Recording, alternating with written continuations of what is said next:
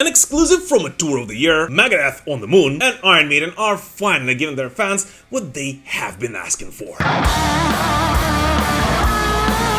Metal is life and well, so let's see what keeps it going today. Here you go. Manowar against the world. Manowar are back and once again proven that subtlety is definitely for other bands. This week they've announced the gloriously titled Kings of Metal Fight in the World Tour 2027, a full-scale celebration of their two most beloved albums, those of course being Kings of Metal and, well, Fight in the World. The cool thing about that tour is that the shows will feature alternating setlists, where the band plays one entire album per night, plus more of their signature battle hymns, still-crushing anthems, and all the pyro legally allowed in each country. With first dates being confirmed for Germany, but more battlefields, of course, being announced very, very soon. And this, of course, is simply incredible news for all the Manowar fans, but at the same time, many of those are actually asking questions online. And rightfully so. As first of all, why the flip did they decide to announce it for 2027 and not 2026? And what are they going to do next year? As here's the thing, although Manowar Live is of course always incredible, and in my opinion Eric Adams' voice is one of the best preserved classic metal voices in the industry overall, yet at the same time, the thing many Manowar fans actually long for is new music by their favorite band. Just as a reminder, The Lord of Steel was released all the way back in 2012 already. And given this announcement, even if they take 2026 to record their new album, well, they cannot really not go on tour in support of it right after its release, right? Which means that unless we did the math wrongly, we won't actually hear it until 2028. The earliest, which of course simply crushes many Manowar fans' dreams.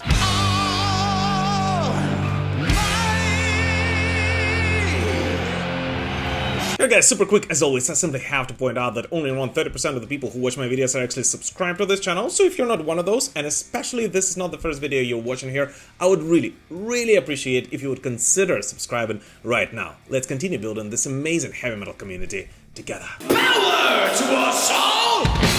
Supporting Iron Maiden.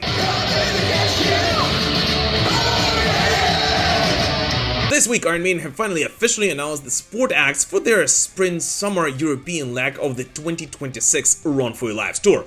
And that lineup is actually stacked, as according to the announcement, Anthrax, Megadeth, Evergrey and Trivium will join Maiden across different cities next year. And here's how the support slots break down. Anthrax will open for Iron Maiden in Athens, Sofia, Bucharest, Bratislava, Lyon and Lisbon, Megadeth in Hanover, Evergrey in Amsterdam and Paris, and Trivium in Milan.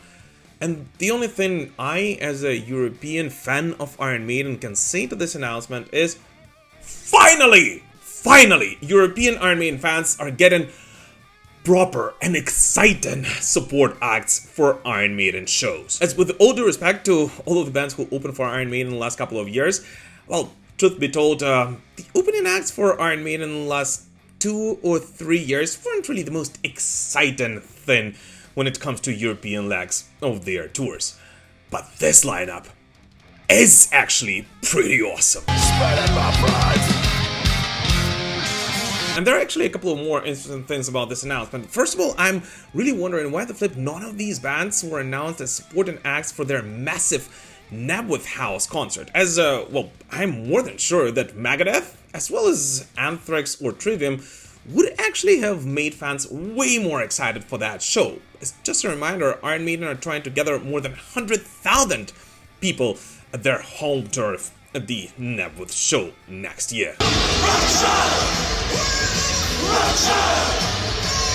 And secondly, well, it's hard to not notice how Anthrax have suddenly been super active in all of the announcements when it comes to live touring in 2026, which most likely means that the highly anticipated new studio album by thrash metal legends is coming sometime next year. But at the same time, I just have to point out that 5 years ago, when I was just starting this channel, Frank Ballo of Anthrax was actually one of my first guests on the show. And even back then already, Frank and I were talking about how a new Anthrax album is coming very, very soon, probably in the next couple of months or so. 5 years ago. So yeah, even with all that crazy activity, with all the announcements, and with all stars pointing that the new Anthrax album is coming sometime next year, I personally probably would not believe it is actually coming until I hear it in full. And by the way, another question that I have, does anyone know what happened to the Iron Maiden documentary, which was supposed to be released in autumn of this year? Well, guys, just a reminder, autumn ends in like 10 days max. So yeah, if you guys know what happened to it, please let us know in the comments. And here, as always, a huge shout out to all my patrons and all of the YouTube channel members. Guys, it is thanks to you and thanks to everyone who purchases Metal Pilgrim merch. By the way, guys, did you notice that I'm wearing seasonal Pilgrim merch already? Hi, yeah, our Grinch is back. But anyways, it is thanks to you guys that I'm able to release these videos, even amidst a blackout here in Ukraine. So if you would like to support this show, just know that you can do so via the links in the description to this video. Sad news from the Harris family. And talking about the bands which usually open for Iron Maiden. George Harris, guitarist and co-founder of the Raven Age and son of Iron Maiden's Steve Harris, has announced that the upcoming Monarchy tour will sadly be his final set of live shows. George revealed that he's been dealing with a serious physical condition for over 6 years, something that now makes playing guitar painful and unsustainable. He first noticed the issue back in 2019, and despite trying every possible treatment, physio, rest therapy, nerve surgery, nothing fixed the problem. And so in a recent statement, he announced that he cannot tour anymore, yet he will remain a part of the Raven Age for all of their upcoming studio work. And here's the thing, I've met George before and I cannot even imagine how hard it must have been for him to make this decision. And I know that there is a very high chance that he will be watching this video, so on behalf of all of us, George, I wish you all the best. And I hope that you will find yourself and do something that you absolutely love. And who knows, maybe we will see you up on stage from time to time.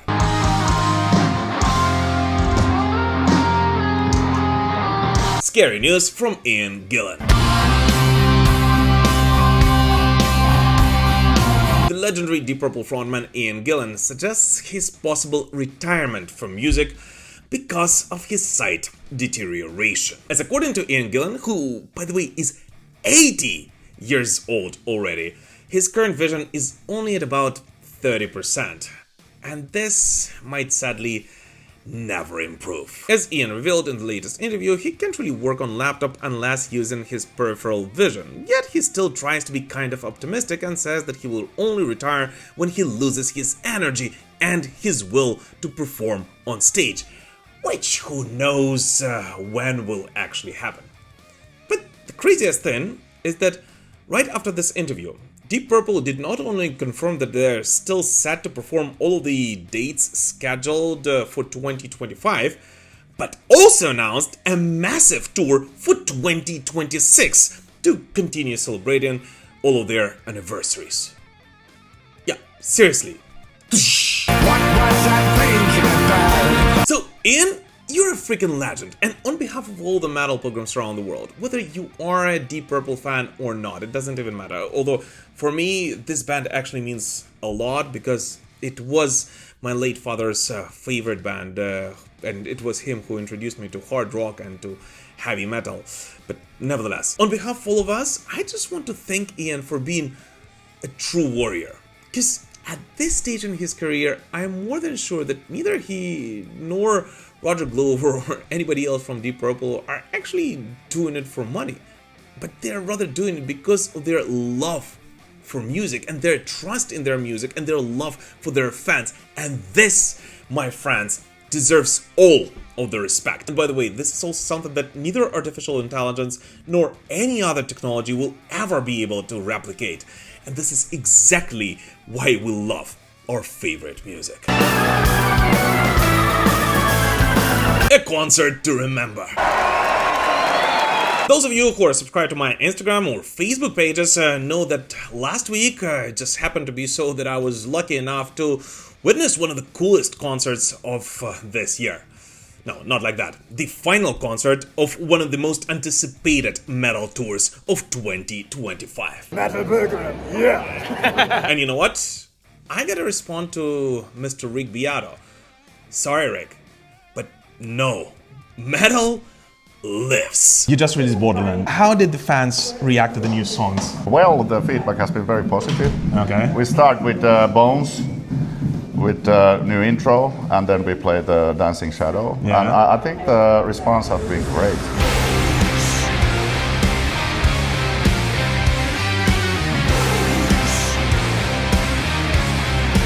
So does that mean, that for the next leg of the tour, because this is just the start of the Borderland promo for you guys, Yeah. right? So do you think you're going to include more Borderlands on? Yeah, of course.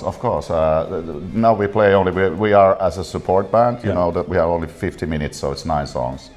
After 15 album career, it's really difficult to. So we have a couple of from Borderland and then the oldies and goldies, you know, songs you have to play.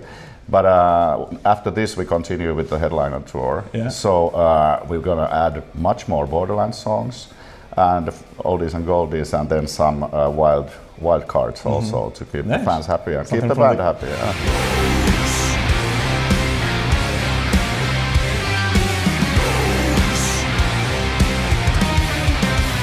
It's just a nice tour and with great people. I mean, obviously we're friends with the guys from Amorphis, and it's a lot of fun to do with them every time. But also George and Mikam and Gatecreeper are like super cool people, and it's just it was just like a really nice tour, and also like with great shows, great audiences. It has been a good one.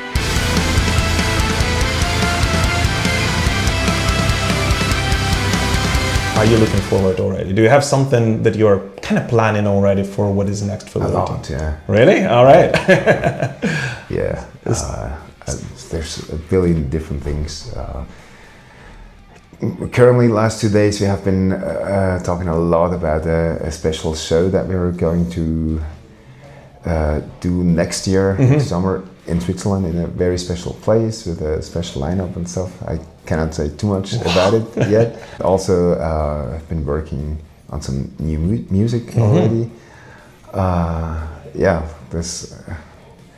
think we already are like fully planned through for the next 3 years or something like that. This is awesome. So, yeah, it won't be boring. All right, don't worry, we have some other ones. You sound amazing. Thank you so much.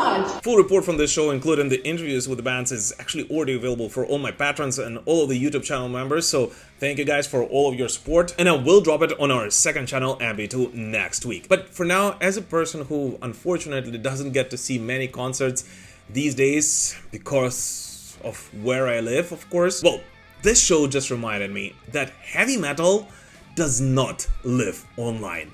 It lives in sweaty clubs and on festivals. So if you are a metalhead and you have a chance to witness a metal concert, don't waste your time hesitating. Lift your butt and go out headbang with your fellow metalheads, as this is the only way we can ensure that our favorite music will live forever.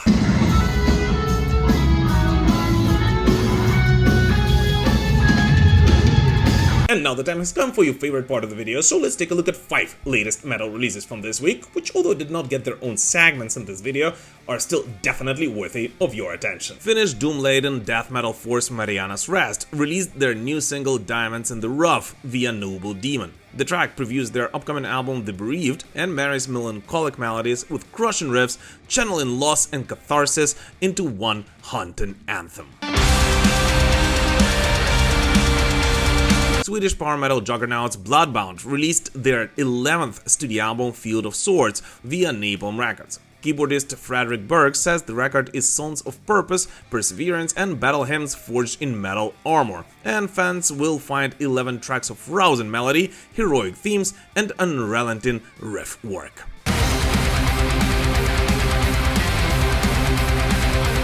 Christian metal band Stryper released their long-awaited Christmas album The Greatest Gift of All via Frontiers Music. The 10-track set blends 5 original songs with 5 holiday classics, marking the band's first full-length seasonal record and celebrating their legacy with faith-filled guitars and sleigh bell swagger. It's not about the gifts wrapped underneath the tree. Rock legends Aerosmith and British phenom Yungblud teamed up to deliver the collaborative EP One More Time, released via Capitol Records. The 5-track project includes 4 original compositions and a revamped version of Aerosmith's classic Back in the Saddle 2025 mix, bridging generations of rock with swagger and heart.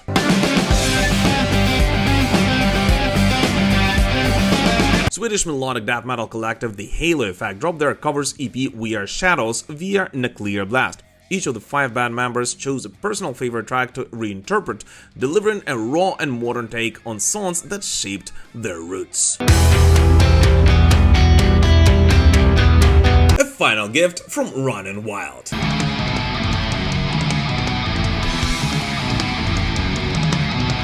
Runnin' Wild frontman Rolf Kasperek shared some interesting details about the band's upcoming studio album, and according to Kasperek, he's actually been working on new songs since the end of September and hopes to finish the entire process until Christmas and starting the recording of Runnin' Wild's new studio album in January of next year, and all to be able to release it before August of 2026. And more precisely, before the band's performance at Wacken Open Air in Germany.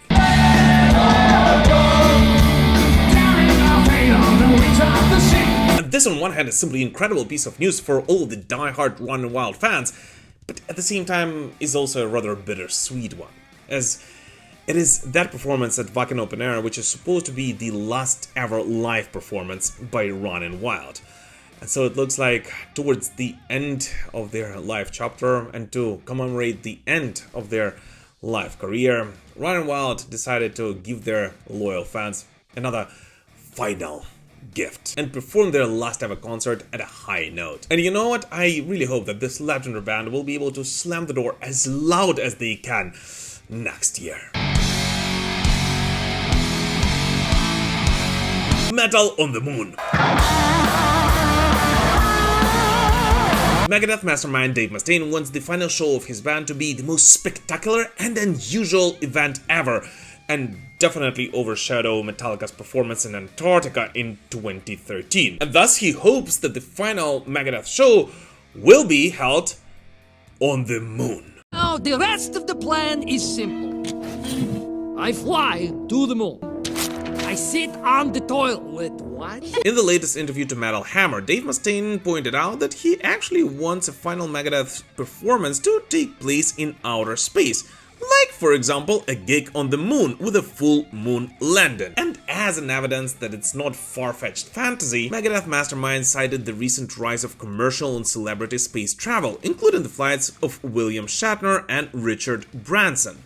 And the more I read this interview, the more I actually realize that Dave Mustaine is most likely only half joking, as according to him, today the line between the high-altitude flights and the edge of space is already surprisingly thin. And given the fact that the demand for this final Megadeth tour is already insanely high, I mean, I don't know about you, but I'd love to see it live myself. There is actually a chance that it will last for even longer than that. So, who knows, maybe by the time Megadeth finally decide to call it quits, this could be a possibility, and Megadeth will enter the textbooks as the most badass metal band in history, who gave the first ever metal concert in outer space. Hi. Honoring a legend. Swedish melodic death metal giants will honor the memory of the legendary At the Gates frontman Tomas Lindbergh, who sadly passed away on September 16th after the battle with cancer. And so the legendary Dark Tranquility, as well as one more of the many bands Mikael Stane is part of, The Halo Effect, as well as The Crown, which Lindbergh himself had fronted from 2001 to 2002, will come together on December 6th on the special Tomas Lindbergh tribute night at Monument 031, of course, in Gothenburg.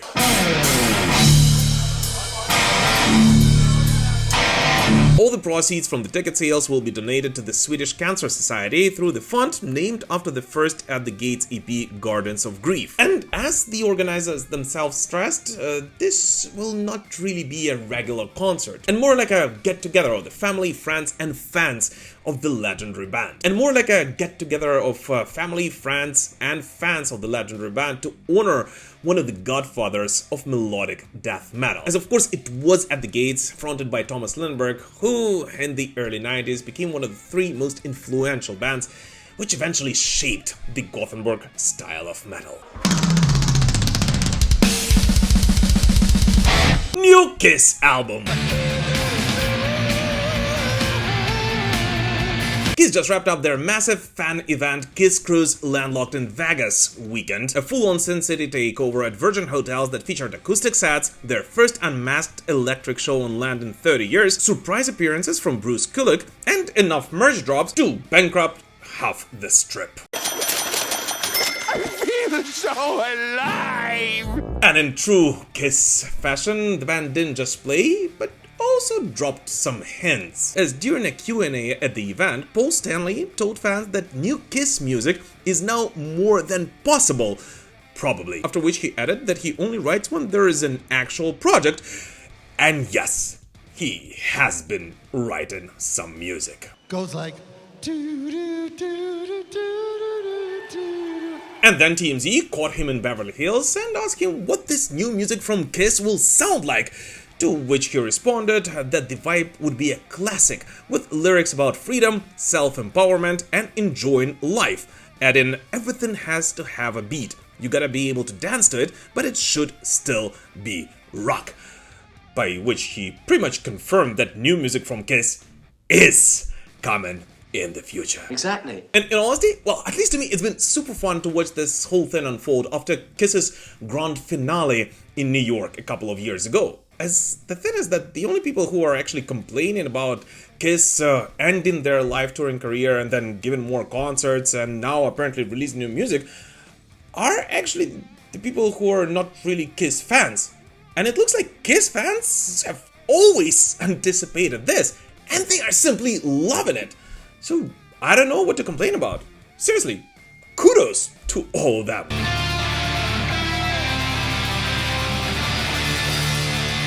But anyways, what new music did you listen to this week? Please let us know in the comments. As always, thank you so much for watching this video, guys. Please don't forget to like it, comment under it, spread the word about the channel, and of course join our communities on Instagram, X, Threads, Facebook, Discord, and anywhere you can post content these days. Thank you so much for watching, guys, and we will prevail. Slava Ukraini!